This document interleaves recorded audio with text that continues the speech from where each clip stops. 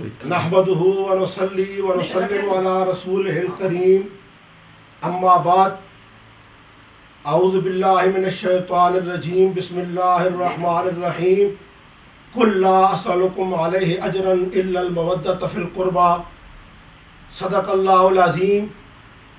حمد و صلوات کے بعد واجب الاحترام سادات کرام علماء اعظام اور سامعین ناظرین، ابھی گورنر شریف سے انتہائی خوبصورت خطابات اور علمی گفتگو ہم سب نے سماعت کی ہے، اور یہاں انگلینڈ میں قبلہ پیر سید غلام نظام الدین جامی صاحب دامت برکاتہم العالیہ کی خدمت میں ہم حاضر ہیں، اور آج کا جو عنوان ہے اس پہ بارہا ہم اپنی گزارشات پیش کر چکے ہیں۔ آج ہماری خواہش ہے کہ قبلہ پیر صاحب ارشاد فرمائیں اور ہم اس کو سماعت کریں، تو انشاءاللہ العزیز آپ کی گفتگو، آپ کا پیغام ایک آفاقی ہوگا، اور ہم اس کی بھرپور تائید کرتے ہیں، اور اس سلسلے میں جو آپ ارشاد فرمائیں گے ہم اس پہ عمل کریں گے۔ مولانا آصف جلالی صاحب کی گفتگو پہ بہت دل پریشان اور اداس ہے، اور ان کو بارہا بڑے بزرگوں نے سب نے کہا ہے، مگر اس وقت تک وہ اپنی بات پہ اڑے ہوئے ہیں۔ ان کا ہر دن کا خطاب نئے مسائل لے کے آتا ہے۔ اس وقت امت اس وقت مشکل میں ہے، اور ان کو چاہیے کہ غور و فکر کریں کہ کیسے حالات گزر رہے ہیں، خدا کا خوف کریں، ایسے ہستیوں کے بارے میں ایسے الفاظ، ایسی زبان استعمال نہ کریں جو ہماری عقیدتوں اور محبتوں کا مرکز ہے۔ اللہ تعالیٰ مائی صاحبہ کا صدقہ ہماری دنیا اور آخرت بہتر فرمائے۔ ہم گورنر شریف سے پیغام سننے کے لیے حاضر ہیں، اور آج انشاءاللہ العزیز خانقاہوں سے ایک خانقاہوں کے لیے خوبصورت میسج جائے گا۔ اللہ تعالیٰ مائی صاحبہ کا صدقہ ہماری دنیا اور آخرت بہتر فرمائے۔ وآخر دعوانا ان الحمدللہ رب العالمین۔ نحمده ونصلي ونسلم على رسوله الكريم وعلى آله وأصحابه وآل بيته أجمعين۔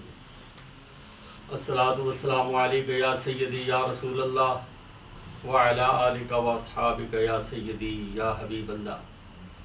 سادات ذی وقار، علماء اہل سنت، نہایت ہی قابل احترام معزز حاضرین سامعین، آج کا یہ عظیم الشان خوبصورت ترین پروگرام سیدہ طیبہ طاہرہ کی حضور خراج محبت پیش کرنے کے لیے انعقاد پذیر ہے، اور قوم کے سامنے اس بات کو واضح کر کے رکھنا ہے کہ اللہ نے سیدہ کو کیا شان، کیا مقام اور کیا مرتبہ عطا فرمایا ہے۔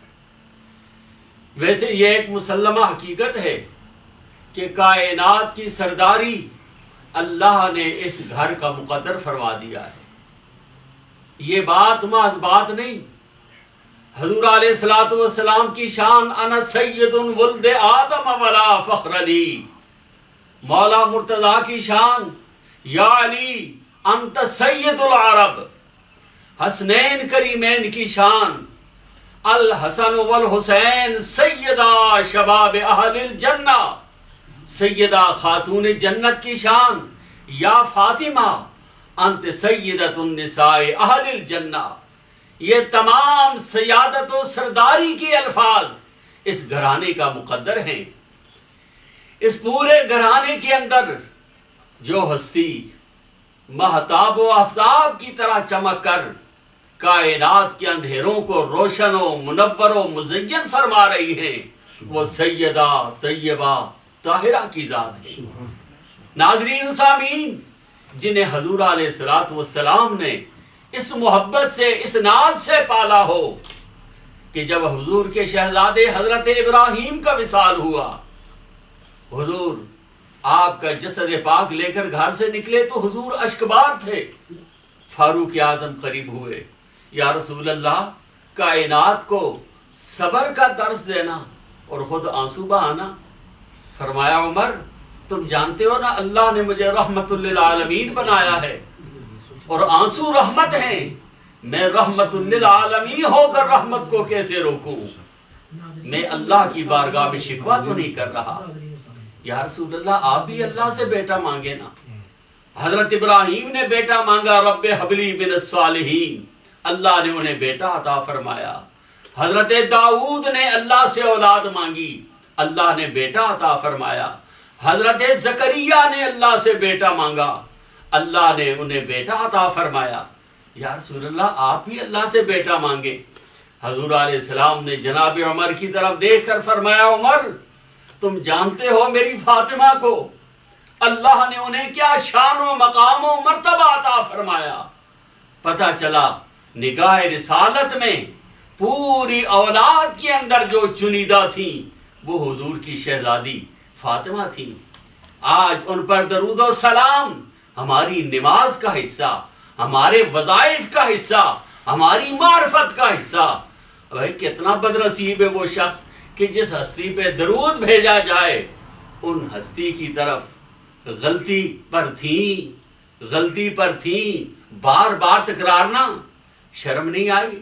نماز میں تم اس گھر پہ درود بھیجتے ہو، وظائف میں اس گھرانے پہ درود بھیجتے ہو. ارے جہاں درود بھیجا جائے وہاں غلطیوں کا اطلاق و انتصاب نہیں کیا جاتا. اللہ رب العزت اشرف آصف جلالی کو نور ہدایت نصیب فرما کر اپنے ان غلیظ الفاظ سے رجوع کی نعمت نصیب فرمائے. اللہ الرحمن الرحیم. اللہم صل علی محمد وعلی آل محمد وبارک وسلم. سامعین و ناظرین، اس وقت آپ بیک وقت دربار عالیہ مقدسہ مہریہ غوثیہ گولڑہ شریف سے مفتیان گولڑہ شریف کو، علماء اسلام کو دیکھ رہے ہیں. اور ہم اس وقت برطانیہ میں طلوع مہر کیتلے میں ہم بیٹھے ہیں. حضور قبلہ پیر صاحب یہاں پر تشریف فرما ہیں، حضرت قبلہ جامی جی. پاکستان میں گزشتہ تقریباً یہ 2-3 اشروں سے جو شور و غوغا بلند ہے، لاہور کے ایک مولانا نے سیدہ کائنات خاتون جنت کی بارگاہ میں نازیبا الفاظ بولے، جسارت کی. سیدہ پاک کی شان تمام اہل اسلام اس پاک بی بی صلوات اللہ وسلام اللہ علیہ سے واقف ہیں، آگاہ ہیں، اور علماء اسلام بیان بھی کر رہے ہیں.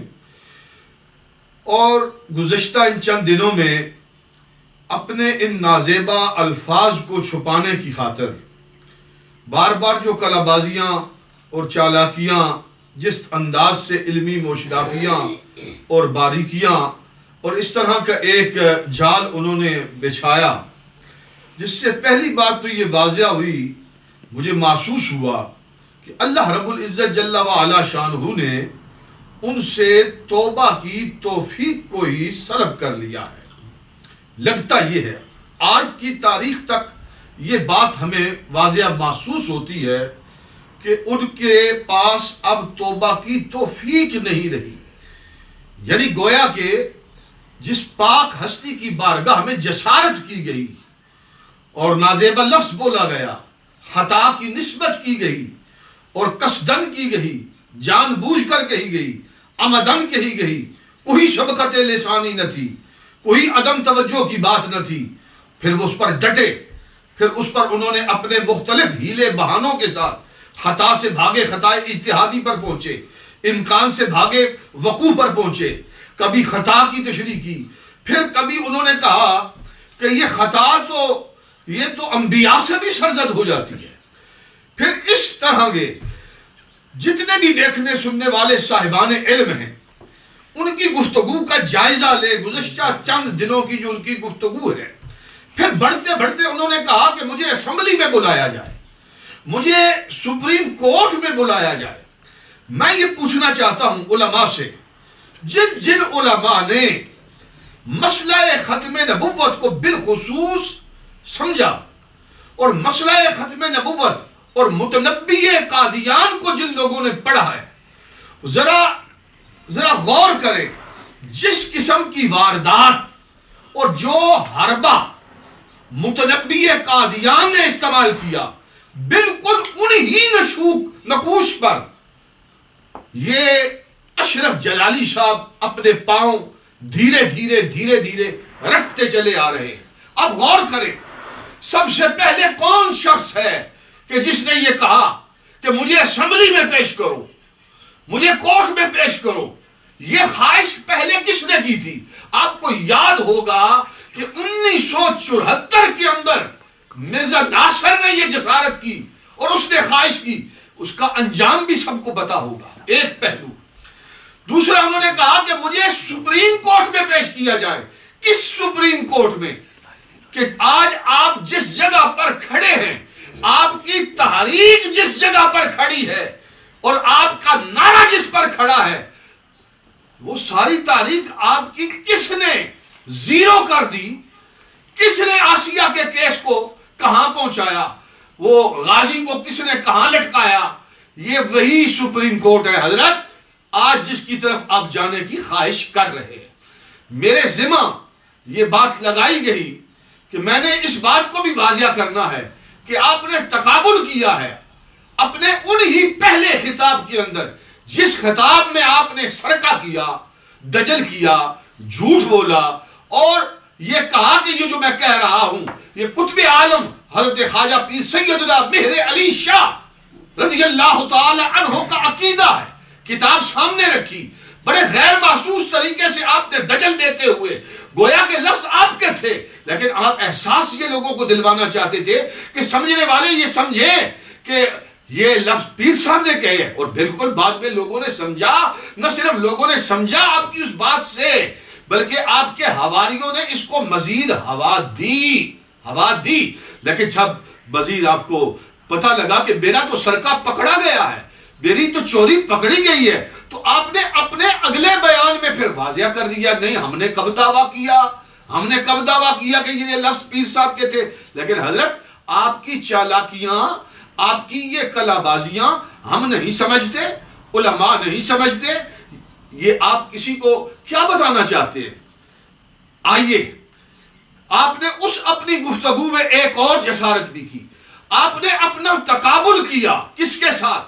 قطب عالم حضرت خواجہ پیر سیدنا مہر علی شاہ رضی اللہ تعالیٰ عنہ سے، جو امام المسلمین ہے، جو مامور من الرسول ہیں، جو اتنی عظمتوں کے مالک ہیں کہ جن کی رگوں میں جو خون دوڑ رہا ہے وہ سیدہ کائنات سیدہ فاطمہ زہرا کا ہے، وہ حضرت امام حسن مجتبی کے اولاد ہیں، آپ ان سے اپنا تقابل کر رہے ہیں۔ پھر آپ نے داتا گنج بخش علی حجویری، آپ نے وہاں لفظ جو بولے حضرت داتا صاحب کے حوالے سے، آپ نے کہا یہ کشف المعجوب والے گنج بخش اتنے سطحی انداز میں لاہور شہر کے اندر رہتے ہوئے، داتا صاحب تو وہ ہستی ہیں جو پورے لاہور کے لیے پناہ گاہ نہیں، پورے برے صغیر کے لیے پناہ گاہ نہیں، ہر کلمہ گو مسلمان سنی کے لیے داتا گنج بخش علی حجویری وہ پناہ گاہ ہیں۔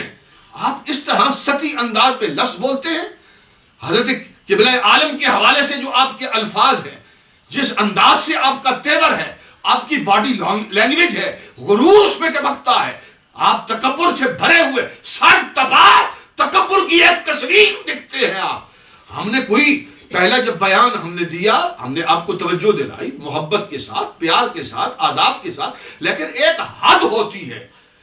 دربار عالیہ گولڑا شریف سے حضور نصیر ملت کے پلیٹ فارم سے، اس جگہ سے آپ کے جانشینوں نے کوئی بات نہیں کی، وقت دیا آپ کو۔ آج کتنا وقت گزر گیا، علماء کے علماء آپ کے پاس گئے، پورے پاکستان کے قد آور شیوخ، مدارس کے اساتذہ، لیکن آپ نے ان سب کو کے ساتھ جس سلوک کیا، اور آپ تقابل کر رہے ہیں، اپنا وزن کر رہے ہیں، آپ اپنے آپ کو مساوی لے جا رہے ہیں کہ اگر ہم محب اہل بیت نہیں تو پیر میر علی شاہ صاحب محب اہل بیت نہیں. 4 دن اپنا ریکارڈ چیک کر لو، پھر تقابل کرنا ان ہستیوں کے ساتھ جو 4 دن کے اندر 50 جھوٹ بول بیٹھا ہے. وہ تقابل کر رہا ہے ان پاک باز لوگوں سے جو جن کا زہد ہے، جن کا ورع ہے، جن کا تقوی ہے، جن کا علم ہے، اور زمانہ گواہ ہے. اپنے بیگانے ہر شخص جو ہے وہ قطب عالم سیدنا پیر مہر علی شاہ کے سامنے اپنا سر تسلیم خم کرتا ہے، عزت کے ساتھ احترام دیتا ہے. آپ کی کیا حیثیت ہے؟ جتنے لعنت کے توق اس گزشتہ 15-20 دنوں میں آپ کے گلے میں پڑے ہیں، اس کا کوئی ریکارڈ نہیں. آپ نے ایک نیا ریکارڈ قائم کیا ہے، نیا ریکارڈ قائم کیا ہے.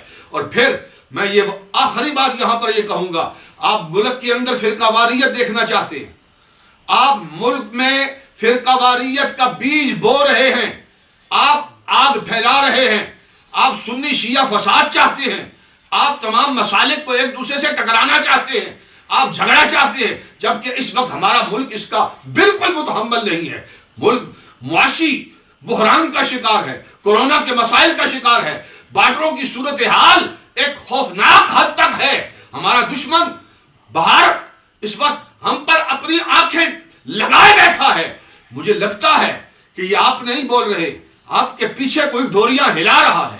آپ اتنے لوگ چلے جائیں، کیا جاتا تھا آپ کا؟ اگر آپ 2 لفظ کہہ دیتے تو کیا جاتا تھا؟ آپ کہہ دیتے مجھ سے میں سبقت لسانی ہو گئی، میں اللہ سے معافی مانگتا ہوں، بات ختم ہو جاتی بات. لیکن آپ نے اس کو جو طول دیا، یہ اس بات کی نشانی ہے، یہ بات کھلا اشارہ ہے. یہ آپ نہیں بول رہے، آپ کو کہیں سے بلایا جا رہا ہے اور نفرتوں کے بیج پاکستان میں بیجے جا رہے ہیں، اور ایک آگ لگانے کا پورے ملک کے اندر فرقہ واریت کا بازار گرم کرنے کی آپ کو نیت ہے. لیکن اصلاً یہ پیغام مجھ جیسوں نے ہزاروں پیغام دے چکے ہیں. آج جو فوکس ہے ہمارا، آپ کو دربار عالیہ مقدسہ گولڑہ شریف سے جو پیغام جانا ہے، وہ جانشین حضور نصیر ملت پیر سید غلام نظام الدین جامی گیلانی جو صاحب سجادہ ہیں آپ گولڑہ شریف کے، انشاءاللہ آپ ابھی کچھ دیر کے بعد آپ کا خطبہ صدارت آپ سنیں گے، اور انشاءاللہ گولڑہ شریف کا مکمل واضح موقف آپ کے سامنے یہاں پر وہ بیانیہ ابھی آپ کو مل جائے گا. اور یہ بات بھی آپ کان کھول کے سن لیں. ابھی آپ نے چند نمونے کے طور پر علامہ ظفر اللہ ظفر صاحب اور جناب صداقت شاہ صاحب اور کچھ چند علماء نے جو خطاب کیے ہیں، یہ چند نمونے کے وہ علماء ہیں جو دربار عالیہ گولڑہ شریف سے وابستہ ہیں. ہزار ہاتھ کی تعداد میں ایسے علماء جو علم کے سمندر ہیں، جنہیں بات کرنا بھی آتی ہے، جنہیں منطق بھی آتی ہے، فلسفہ بھی آتا ہے، ہر ڈھنگ آتا ہے. ہم امید کرتے ہیں ابھی بھی آپ کے پاس وقت ہے، ابھی بھی آپ کے پاس وقت ہے، پلٹ آئیے، آپ کا کچھ نہیں گیا. وآخر دعوانا ان الحمدللہ رب العالمین.